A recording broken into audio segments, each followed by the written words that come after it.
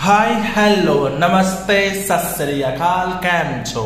Once again, welcome back to Rankers channel in the form of DMPAT English Medium Group Tuition. So, last lecture में हम लोगों ने chapter number 15 को खत्म किया था।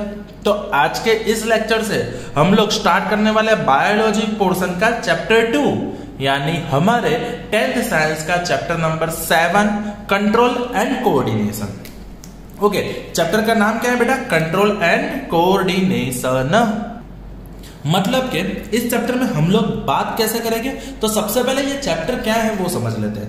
Control and coordination. Coordination means साथ में मिलके काम करना, साथ में मिलके काम करना। जैसे कि हमें पता है कि अभी एसएस की जूम मीटिंग ज्यादा है, तो ऑब्वियसली मैं साइंस का आपको जूम मीटिंग का बर्डन और एक्स्ट्रा नहीं ऐड कर सकता, तो इसलिए मैंने वीडियो बना के भेजा, तो वो मेरे और डीएम सर का कोऑर्डिनेशन हो गया। तो उसी तरह से अपनी बॉडी में भी हर एक अंग अपने हिसाब से कोऑर्डिनेशन बिठाता है, और वो कोऑर्डिनेशन के हिसाब से वो काम करता है। जैसे कि आप लोग कहीं पे चलते चलते जा रहे हैं, ठीक है, और आपने देखा कि आगे थोड़ा सा खड्डा है। अब आगे जो गड्ढा है, आपको गड्ढे में गिरना नहीं है, तो ऑटोमेटिकली आपका पांव रुक जाएगा। अभी देखो, गड्ढे में गिरना नहीं है तो पांव रुक गया, पर पांव रुका क्यों? क्योंकि सबसे पहले आंख ने बोला गड्ढा है। आंख ने किसको बोला? पांव को बोला? नहीं, आंख ने बोला दिमाग को। आंख ने किसको बोला बेटा? दिमाग को बोला। अब दिमाग ने क्या किया? पांव को मैसेज किया, पांव तो रुक जा। पांव रुक गया, तो यहाँ पे पूरा बॉडी का कोऑर्डिनेशन सिस्टम हो गया कि भाई आईज ने देखा, आईज ने ब्रेन को मैसेज ट्रांसफर किया, ब्रेन ने मैसेज को समझ के लेग्स को समझाया कि बेटा रुक जाओ वरना गड्ढों में गिर जाओगे। तो दैट इज द कोऑर्डिनेशन, और पांव का रुक जाना दैट इज द कंट्रोल। तो इस चैप्टर में हम लोग यही बात करने वाले। देखो, सिक्स्थ चैप्टर में हमने अपने लाइफ के लिए नीडेड प्रोसेस के बारे में बात किया था, जिसमें हमने ह्यूमन आर्ट भी समझा था, जो आपके कोर्स में निकल गया है, पर आपको समझाया था। सेम सिचुएशन में यहाँ पे आपका 7.2 नंबर का टॉपिक टेक्स्ट बुक में देखोगे या तो डाइजेस्ट में देखोगे, तो आपका 7.2 नंबर का टॉपिक पूरा निकल गया है। पर उसके रिलेटेड जो भी थोड़ा सा है वो मैं आपको समझाऊंगा, ताकि आपको पूरी अंडरस्टैंडिंग रह जाए।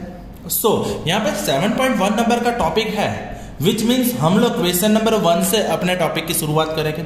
क्वेश्चन नंबर 1 में हमें क्या बोला गया है? What is movement and what are different purposes. Movement क्या है and what are the different purposes for which movements are seen in organism. Give suitable example. यानी मूवमेंट क्या है? तो फर्स्ट ऑफ ऑल देखो, मूवमेंट इट्स अ मूवमेंट। यहाँ पे movement हुआ मीन्स यहाँ पर हाथ ने मूवमेंट किया तो आपको कुछ लिखा हुआ मिला। हाँ, तो movement is basically change in position with respect to time. तो change in position of an organism is called movement. यानी पोजीशन में मूवमेंट, पोजीशन में चेंज करना, which means it's a movement.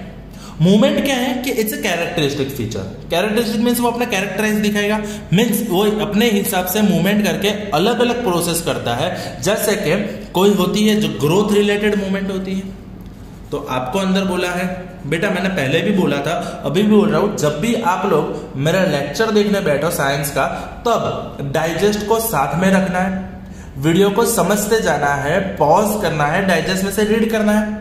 अभी हम लोग कहां पे पढ़ रहे हैं? तो हम लोग पढ़ रहे हैं डाइजेस्ट, बायोलॉजी के डाइजेस्ट के 55 नंबर के पेज पे question number 1, what is movement, जिसमें सबसे पहले मूवमेंट क्या है? Movement is a change in position. तो हम लोग आए टॉपिक नंबर 1, यानी movement are seen for the following purpose in organism. Some movements are growth related. Example, a seed germinate. हमें पता है कि जब भी कोई सीड जर्मिनेट होता है, जर्मिनेट करना मीन्स धीरे धीरे धीरे उसका डेवलपमेंट होना, फिर जैसे जैसे वो डेवलप होता है उसी तरह से उसके आगे इस तरह से ग्रीन लीव्स निकलते हैं, रूट्स फ्लोट होते हैं। तो ये सब जो मूवमेंट है वो मूवमेंट कैसी होती है बेटा? ग्रोथ रिलेटेड मूवमेंट है। समझ गए? वो कैसे मूवमेंट है बेटा? ग्रोथ रिलेटेड मूवमेंट है। उस हिसाब से तो यहाँ पे क्या हो गया? Some movement are growth related. Example, a seed germinate and grows, seeding develops and shoot system for come out. यानी सीडिंग क्या करता है? रूट और शूट। अभी देखो यहाँ पे नीचे जो होता है उसे रूट बोलते हैं, और ऊपर जो होता है उसको शूट बोलते हैं। तो रूट और शूट सिस्टम का सॉइल में से बाहर निकलना वो भी ग्रोथ रिलेटेड मूवमेंट है। ओके, सेकेंड मूवमेंट वो नॉर्मल मूवमेंट है जिसमें हम क्या करते हैं, सिर्फ फंक्शन को परफॉर्म करने के लिए, जैसे हम चल रहे हैं, या तो दौड़ रहे हैं, या तो लिख रहे हैं, या तो समझ रहे हैं, या तो एक जगह से दूसरी जगह पे मूवमेंट कर रहे हैं. So running, playing, chewing, etc. are example of movement which are not related for growth but for other function. So normal function perform के लिए करने के लिए हम लोग या तो दौड़ते हैं या तो चलते हैं. समझ रहे हो? इतनी बात समझ में आ गई? ओके, चलो. Some movements are seen as a response to change in environment of our program. So तीसरी जो है in the form of response movement है. तो response के फॉर्म में जो मूवमेंट है वो कौन सा है? तो देखो, सबसे पहले अंदर एग्जांपल दिया है अमीबा का. किसका एग्जांपल दिया है बेटा? अमीबा का. तो अमोइबा क्या करता है? अमीबा तुम्हें पता है, अमोइबा जैसे ही फूड देखता है वो अपने सूडोपोडिया को बाहर निकालना शुरू कर देगा. वो क्या करेगा? अपना सूडोपोडिया को फूड के हिसाब से बाहर निकालना शुरू कर देगा और वो फूड को कैप्चर करता है. So it's a response for food. समझ रहे हो? वो फूड के रिस्पॉन्स में है. So amoeba expands pseudopodia to ingest the food particle. Buffalo chew cud to break tough food for better digestion. Chew cud means क्या? तो हमने कई बार देखा है, जो गाय भैंस होती है ना, वो क्या करती है, पहले जितना भी खाना मिले फटाफट खा लेती है और फटाफट खाने के बाद वो कहीं पे बैठेगी शांति से. फिर उसके डाइजेशन सिस्टम में ये एक्स्ट्रा एक फीचर है कि वो जो भी खाना खाया है वो खाने को वापस अपने मुंह में ला सकेगी. अब वो क्या करेगा? बफेलो है, काऊ है, वो क्या करेगा? अपने फूड को वापस मुंह में लाएगा और फिर चबाना शुरू करेगा. फिर वो पूरा दिन बैठे बैठे जितना भी फूड पूरा दिन अलग अलग जगह से भर के लाई है ना, वो पूरा बैठे बैठे मस्त च्यू करते रहेंगे. तो वो भी एक क्या है कि चेंज इन एनवायरमेंट का रिस्पॉन्स है. तीसरा एग्जाम्पल है टच मी नॉट प्लांट. कौन सा बेटा? Touch me not plant. ऐसा प्लांट का नाम है, मिमोसा ग्रुप में आता है. तो वो प्लांट में क्या होता है, जैसे हम वो प्लांट के लीव को टच करते हैं वो ऑटोमेटिकली अपने लीव को ऐसे बंद कर देती है. वो लीव इस तरह से होते हैं, ठीक है. जैसे टच किया वो अपने लीव को बंद कर देगा. दैट इज द, वो क्या है, एनवायरमेंटल रिस्पॉन्स में. कार्निवरस प्लांट क्या करेगा? तो कार्निवरस प्लांट के देखो, कार्निवरस प्लांट इस तरह से होता है.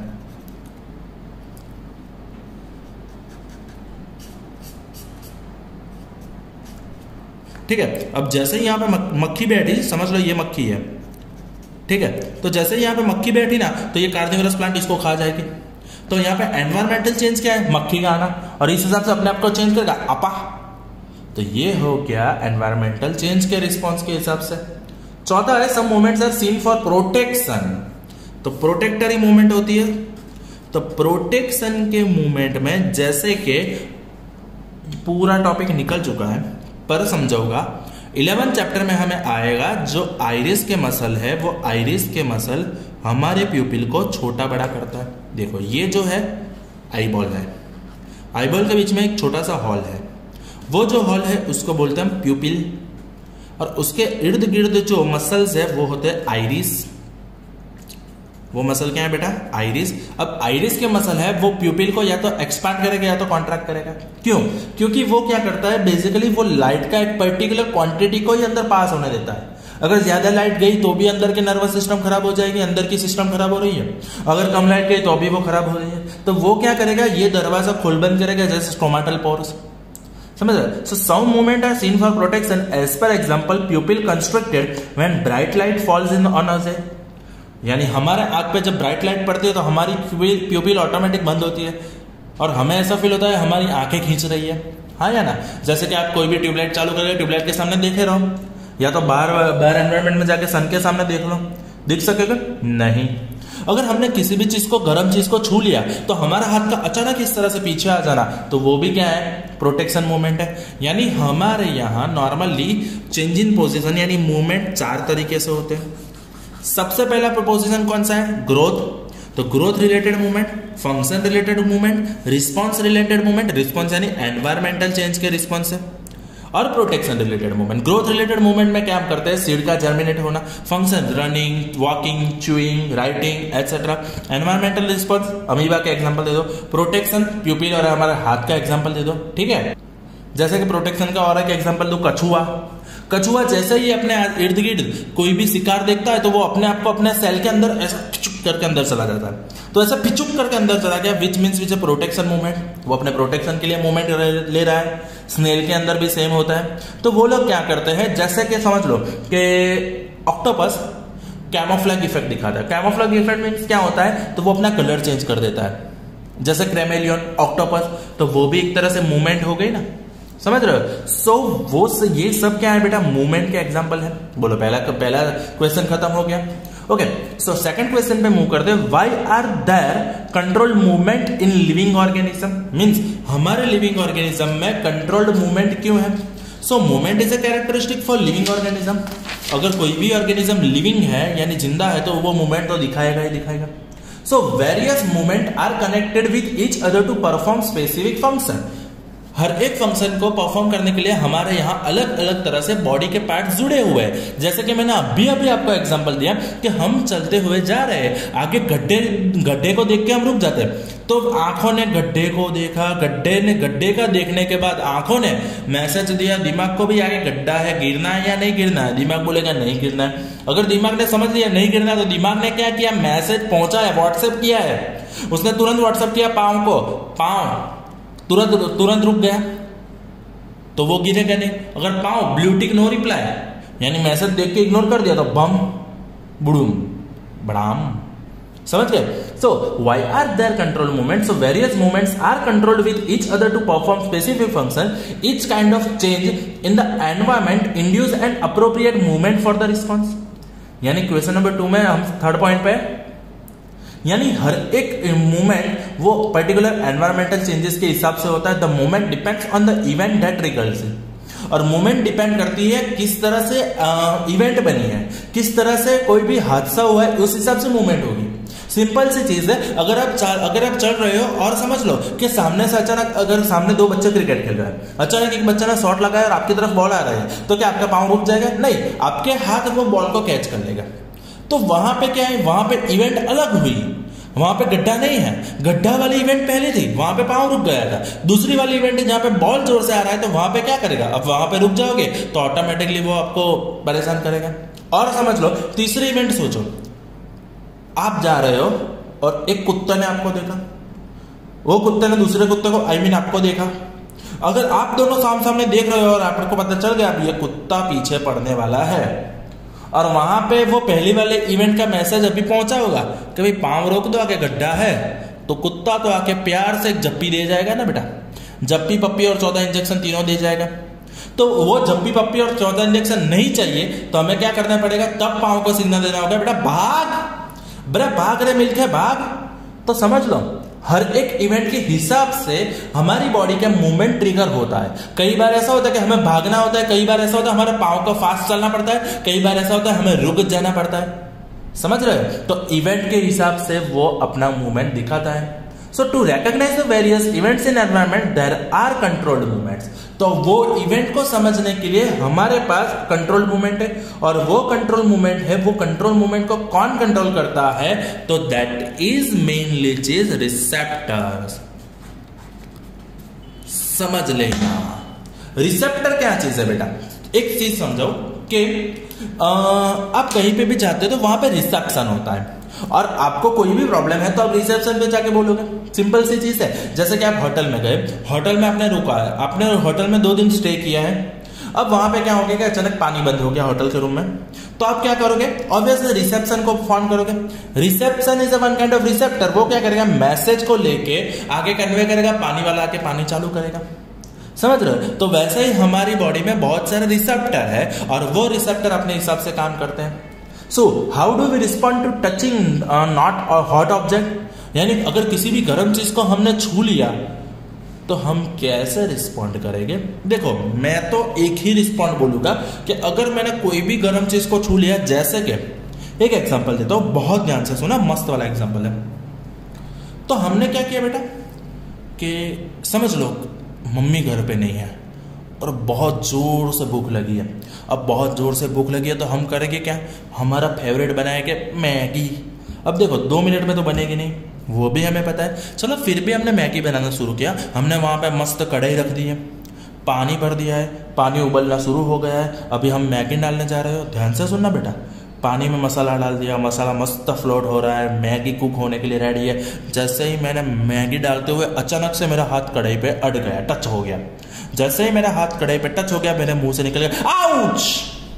तो वो जो रिस्पॉन्ड है, that is the respond for touching hot object. अगर मुझे अपने टीचर पूछता ना, how do we respond to touching a hot object, मैं लिखता आउच। पर हमें इसके मार्क नहीं मिलेंगे बेटा, तो हमें प्रॉपरली लिखना पड़ेगा, क्योंकि उनका सवाल ऐसा है कि भाई आपने किसी भी गर्म चीज को छू लिया तो आपका रिस्पॉन्ड कैसा होगा, आउच होगा, आउच।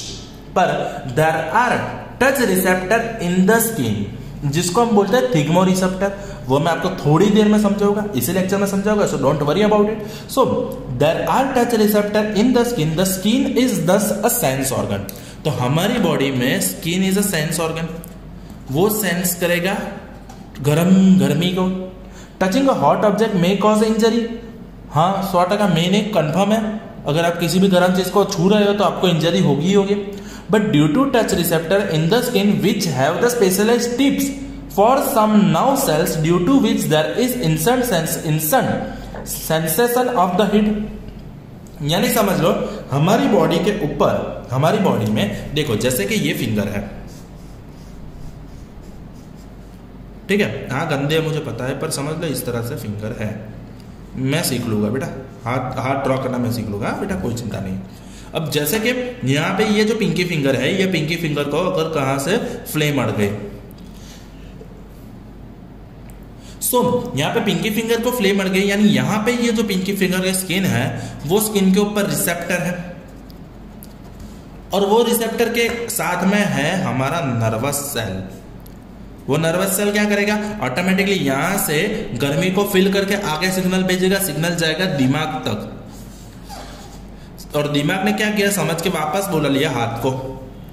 तो ये जो है इस तरह से हम रिस्पॉन्ड करते हैं। तो वहां पे क्या है, हमारी बॉडी ने हीट के सेंसेशन को फील किया, वहां पे रिस्पॉन्ड किया, और रिस्पॉन्ड के हिसाब से हमने अपने हाथ को पीछे खींच लिया। अब ऐसा तो नहीं है ना कि हमने गर्म चीज को छुआ, अरे मजा आ रही है कोई रोक लो, बस मैं हाथ अपना पीछे नहीं खींचूंगा। वहां पे दिमाग गाली बोल रहा होगा, अबे गधे हाथ पीछे खींच, नहीं यार मजा आ रहा है यार, ये तो अलग सा। नहीं, ऐसा नहीं होता बेटा। हमारी बॉडी कुछ सोचे उससे पहले हम अपने हाथ को रिस्पॉन्स, गर्म चीज की रिस्पॉन्स में ही पीछे विड्रॉ कर लेंगे।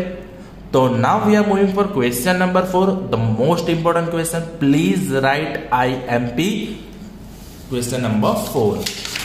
सो क्वेश्चन नंबर 4 में हमें बोला गया what are the receptor, state the example, location and function of different receptor of the human body. हमारी जो ह्यूमन बॉडी है, वो ह्यूमन बॉडी में हमारे पास कौन कौन से किस के तरह के रिसेप्टर है, वो हमें समझना है। So receptor is basically a special structure in human body to receive an external stimuli is called receptor. यानी हम बाहर से जो भी सिग्नल है, बाहर से जो भी चेंज है, बाहर से जो भी चीज आ रही है, उसको समझने के लिए हमारी बॉडी में जो स्पेशली सिग्नल्स दिए गए हैं, स्पेशली ऑर्गन्स दिए गए, स्पेशली पार्ट दिए गए हैं, दे आर द रिसेप्टर। और रिसेप्टर हमारे सेंस ऑर्गन में होते हैं। रिसेप्टर कहां पे होते हैं बेटा, हमारे सेंस ऑर्गन में होते हैं। इतनी बात समझ में आ गई? ओके। सो सबसे पहले हमारे एक सबसे पहला रिसेप्टर है गस्टरी रिसेप्टर। सो हमें पता है कि हमारी जीभ जो कोई भी टेस्ट को फील कर सकती है, ठीक है। तो ये जो है इट्स अ गस्टेटरी रिसेप्टर्स।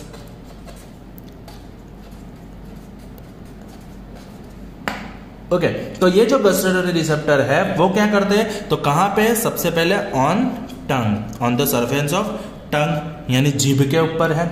और वो क्या करते हैं, वो टेस्ट को डिटेक्ट करते हैं। हम 8th स्टैंडर्ड में पढ़ चुके हैं कि जीभ का कौन सा पोर्शन सॉर टेस्ट को टेस्ट करता है, कौन सा कड़वे को टेस्ट करता है, बिटर को, कौन सा मीठे को, इस तरह से।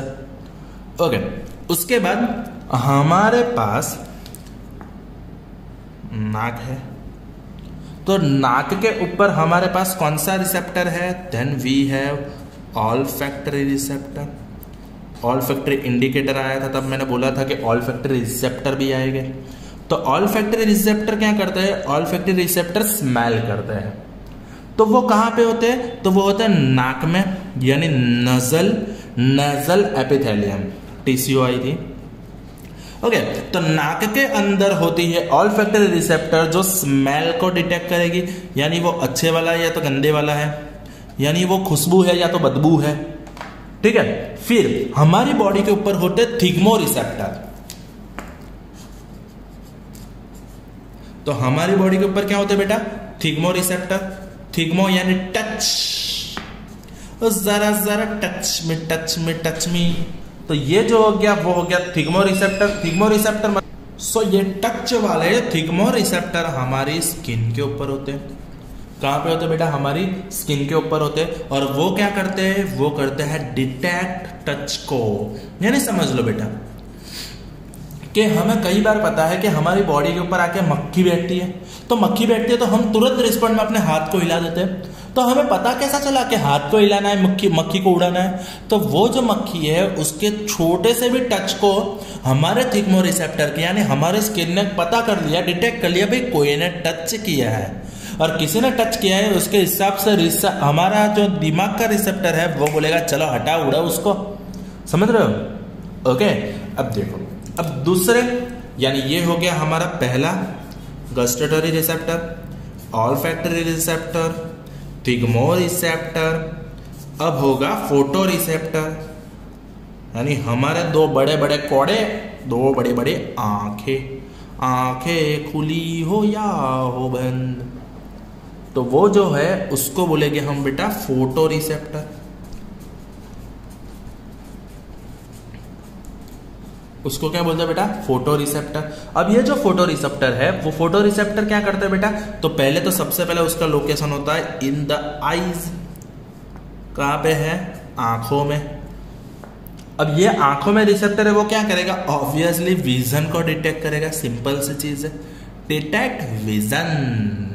इंटरनेट वाला विजन नहीं, वो तो फालतू है बच्चा। आज एक चीज बोल देता हूं, इन फ्यूचर कभी भी विजन का इंटरनेट कभी भी मत लेना। और उसके बाद मेनली हमारे बाकी के दो रिसेप्टर, ऑडियो रिसेप्टर यानी सुना देना, उसको बोलते हैं फोनो रिसेप्टर। मेन तो उसको फोनो रिसेप्टर बोलते हैं, लेकिन आपको इजी पड़े इसलिए ऑडियो रिसेप्टर भी बोल सकते हो उसको। सो ऑडियो रिसेप्टर कहां पे होते हैं? हमारे कान के अंदर। वो क्या करता है? साउंड को डिटेक्ट करता है। वो क्या करता है बेटा? साउंड को डिटेक्ट करता है। बोले इतनी बात समझ में आ गई? डन। तो इस तरह से हमारी बॉडी में 5 ऑर्गन होते हैं। इस तरह से हमारी बॉडी में 5 ऑर्गन होते हैं। मेनली 5 रिसेप्टर होते हैं। मेनली 5 रिसेप्टर होते हैं। Receptors chapter 7। चलो देख लो। तो मेनली हमारी बॉडी में 5 तरह से रिसेप्टर होते हैं। सबसे पहले ऑल्फैक्टरी। देखो आंख, पहले अपने मुंह पे हाथ घुमाओ, तो सबसे पहले अपने हाथ घुमाए तो क्या टच हुआ? स्किन। तो स्किन इज अ थिग्मो रिसेप्टर। फिर आंख हो तो फोटो रिसेप्टर, कान तो ऑडियो रिसेप्टर, नाक तो वो गस्टेटरी रिसेप्टर एंड जीभ नाक ऑल्फैक्टरी रिसेप्टर और जीभ गस्टेटरी रिसेप्टर। चलो इतनी बात समझ में आ गई। तो आसानी से आपका ये क्वेश्चन नंबर 4 यहां पे खत्म हो गया। डन। ओके, आपको इस तरह से याद रखोगे तो आसानी से याद रहेगा। ठीक है। और बेटा एक बात बोल दूं, अगर आपको बोले वाटर रिसेप्टर तो आपको डिफिनेशन लिखना आता है। अगर वो आपको बोले state the example location and function, तो आप इस तरह से भी लिख सकते हो ना। और क्यों ना लिखे, ऐसे ही लिखना है। ओके, या तो हम ग्राफ बना देते हैं, टेबल बनाने से अच्छा है रिसेप्टर, फिर उसमें से 5 इस तरह से क्लाउड निकालो। 5 क्लाउड में हमें लिखना है gustatory, olfactory, thigmo, photo and audio. Okay, तो मैं देखूंगा बेटा, आप लोग जब होमवर्क सेंड करोगे तब मैं रैंडमली किसी का भी होमवर्क चेक करके देखूंगा कि आप लोगों ने ध्यान से वीडियो देखा है या नहीं देखा है। अगर आपने टेबल भेजा है विच मीन्स आप वीडियो को देखे भी नहीं होमवर्क कर रहे हो, और आपने प्रॉपरली इस तरह से मस्त कार्टून बना के भेजा है या तो क्लाउड बना के भेजा है, तो मैं समझ जाऊंगा कि आप अच्छे से मेरे वीडियो देख रहे हो। That's good for me and good for your health. धमकी समझ लेना बेटा। चलो बेटा, तो आगे चलते हैं। Question number 5, explain how nervous impulse travel in the body. सबसे पहले नर्वस इंपल्स क्या होता है वो चीज आपको समझनी है। सबसे पहले हम बेटा क्या समझेंगे, नर्वस इंपल्स। एक काम करो, सब लोग अपने एक हाथ से दूसरे हाथ के ऊपर इस तरह से मारो। अब जैसे ही इस तरह से मार रहे हो तो आपकी बॉडी में से एक सिग्नल पहुंचता है दिमाग तक, जहां पे आपको पता चलता है कि किसी ने आपकी हाथ को इस तरह से ठोका है।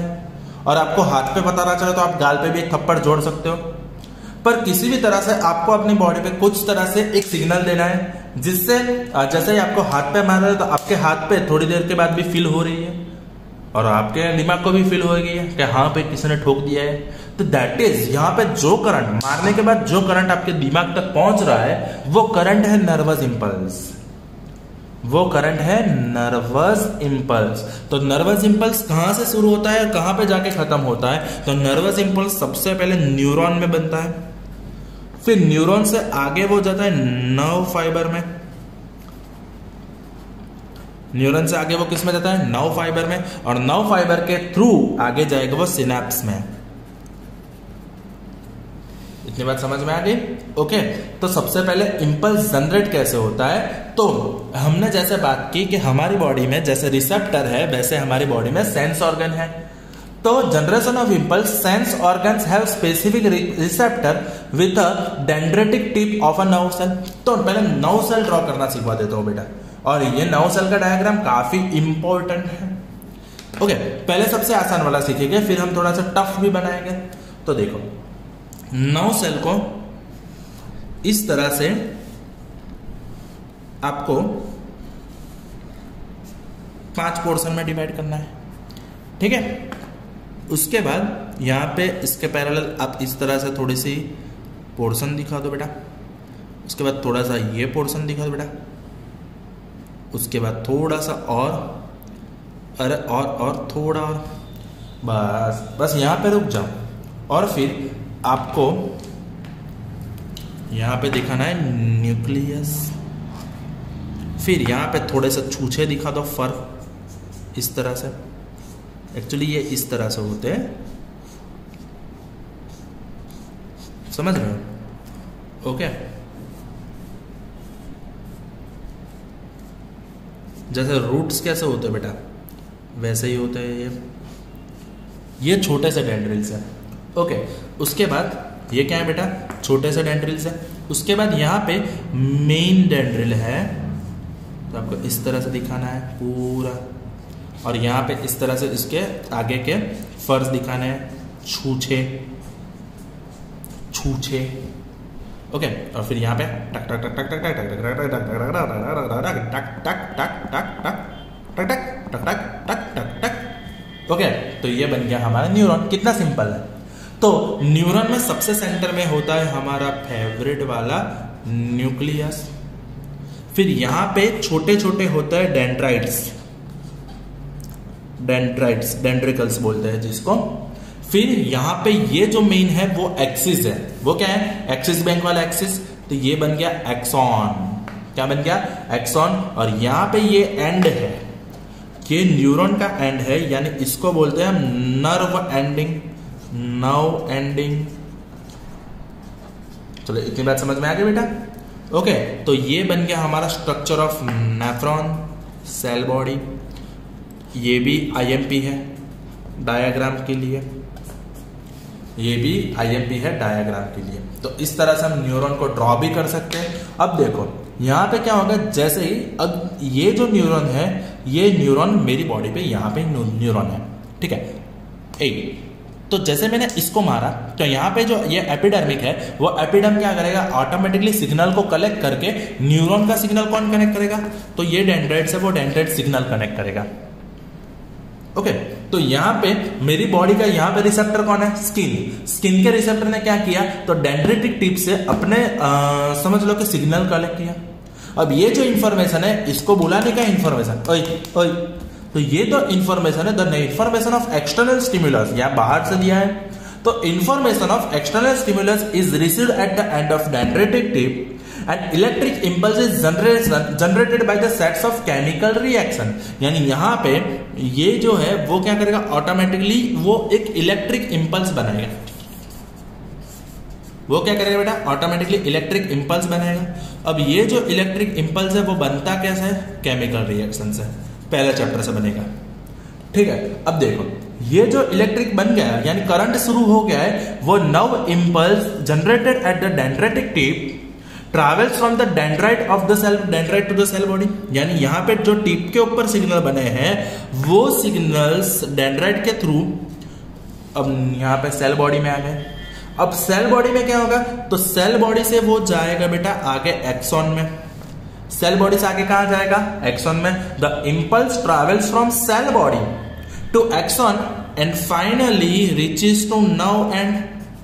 अब नर्व एंड पे पहुंच गया, फिर उसके बाद क्या होता है, तो देख लो यहां पे ये समझ लेना बेटा, एक छोटू सा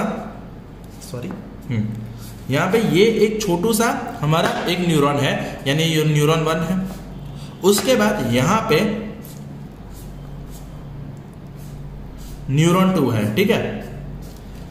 अब न्यूरॉन 1 और न्यूरॉन 2 के बीच में थोड़ा सा गैप है, देख रहे हो। तो ये जो गैप है, ये गैप को बोलते हैं सिनैप्स। ये गैप को क्या बोलते हैं बेटा, सिनैप्स। तो देखो सबसे पहले क्या किया, तो सबसे पहले न्यूरॉन ने, यानी ये सबसे पहले यहां पे था बॉडी पे, तो ये वाला जो न्यूरॉन है उसने क्या किया, सिग्नल को कलेक्ट किया और उसको केमिकल इक्वेशन से एक इलेक्ट्रिक इंपल्स बना दिया। अब इलेक्ट्रिक इंपल्स डेंड्राइट से सेल बॉडी से एक्सॉन में गया, एक्सॉन से नर्व एंड में गया, फिर बीच के जगह पे आया। तो व्हाट इज सिनैप्स, कई बार 1 मार्कर में पूछते हैं। Synapse is a gap between nerve ending of the axon and one neuron और दूसरे डेंड्राइट। पहले न्यूरॉन का नर्व एंड और दूसरे न्यूरॉन का डेंड्राइट के बीच के गैप को हम क्या बोलते हैं बेटा, synapse. So synapse is the gap between nerve ending of and axon of one neuron. Axon के नर्व एंडिंग का पहला न्यूरॉन के एक्सॉन के नर्व एंडिंग और दूसरे न्यूरॉन के डेंड्राइट्स के बीच का जो डिस्टेंस है, बीच का जो गैप है, ये गैप को हम क्या बोलेंगे बेटा, सिनैप्स। क्या बोलेंगे, synapse. When this impulse reaches the nerve ending of an axon, the neurochemicals और neurotransmitter are released। यानी यहाँ पे क्या होगा, ये जो बीच में गैप है वो बीच के गैप में ऑटोमेटिकली एक तरह से केमिकल रिलीज होगा। यहाँ पे इंपल्स खत्म हो गया, पहले का इंपल्स खत्म हो गया। अब दूसरे में क्या होगा, इंपल्स रेडी करने के लिए बीच में न्यूरोकेमिकल्स रिलीज हो गए। अब न्यूरोकेमिकल्स रिलीज हुए हैं, वो केमिकल्स क्या करेगा, सिनैप्स को क्रॉस करके आगे के डेंड्राइट्स में पहुंच गए। So such chemicals cross the synapse and start similar impulse in a dendrite of the next neuron। यानी यहाँ पे सबसे पहले यहाँ हाथ पे मारा, तो यहाँ पे ये हाथ के रिसेप्टर ने क्या किया, केमिकल इक्वेशंस के थ्रू इलेक्ट्रिक इंपल्स को जनरेट किया। अब इलेक्ट्रिक इंपल्स सेल बॉडी के थ्रू एक्सॉन में जाके नर्वस एंडिंग यानी न्यूरॉन एंड में पहुंचते हैं। अब न्यूरॉन एंड में से वो क्या करेगा, ऑटोमेटिकली केमिकल बना देगा। वो जो केमिकल है वो केमिकल को बोलेंगे हम न्यूरोकेमिकल्स।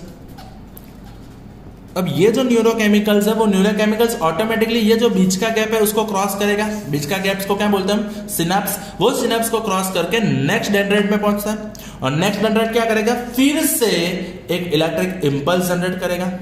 अब जैसे उसने इलेक्ट्रिक इंपल्स जनरेट किया, वो आगे सिग्नल भेजेगा, वो सिग्नल वापस एक्सॉन में, वापस नर्व एंडिंग में, वापस सिनैप्स में, वापस तीसरे न्यूरॉन में, और इसी तरह से वो डायरेक्टली पहुंचेगा कहां तक, ब्रेन तक। वो डायरेक्टली कहां तक पहुंचेगा बेटा, ब्रेन तक पहुंचेगा और फिर ब्रेन उसके रिस्पॉन्ड में वापस रिस्पॉन्स करेगा। So a similar synapse finally deliver such impulses from neuron to muscle cell और ग्लैंड। तो मसल सेल में वो ऑटोमेटिकली सिग्नल भेजेगा और इस हिसाब से मसल रिस्पॉन्ड करेगा। जैसे कि मैंने यहाँ पे हाथ पे मारा तो मेरे मसल ने रिस्पॉन्ड किया, हाथ को पीछे खींचना, तो ऑटोमेटिकली मसल कॉन्ट्रैक्ट होकर उसको वापस ले लेगा। तो इसी तरह से एक पूरा सिग्नल जनरेट होता है। बोलो इतनी बात समझ में आ गई? ओके, सो लास्ट क्वेश्चन जो हमने अभी डायग्राम ड्रॉ किया वही है कि identify the parts of a neuron where information is acquired through which information travel as an electric impulse where this impulse must be converted into chemical signal. तो सबसे पहले देखो इंफॉर्मेशन अक्वायर्ड कहां पे होता है, तो इंफॉर्मेशन अक्वायर्ड होता है हमारे डेंड्राइट टिप के ऊपर, यानी सी वाला पोर्शन है वहां पे इंफॉर्मेशन एक्वायर होता है। फिर information travels through dendrite cell body and along axon, तो वहां एक्सॉन वाला यानी ये डी वाला पोर्शन हो गया, वहां पे इलेक्ट्रिक इंपल्स नर्व एंड में से बाहर निकलेगा। तीसरा है where this impulse must be converted into chemical signal and onwards transmission, तो वो बन जाएगा बेटा हमारा सिनैप्स। वो क्या बन जाएगा बेटा हमारा सिनैप्स। तो ए वाला जो पोर्शन है वो क्या है, न्यूक्लियस। ए वाला पोर्शन क्या है, न्यूक्लियस। बी वाला पोर्शन क्या है, सेल बॉडी। सी क्या है, डेंड्राइट। डी क्या है, एक्सॉन। ई क्या है, नर्व एंडिंग। चलो इतनी बात समझ में आ गई। ओके, तो इसी तरह से मस्त सा चैप्टर की हमने आज स्टार्टिंग कर दी है।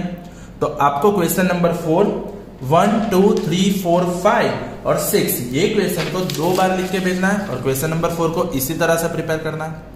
ठीक है, तो आज के लेक्चर में इतना ही, मस्त से होमवर्क करके भेज दो। Done, thank you, that's it from my side.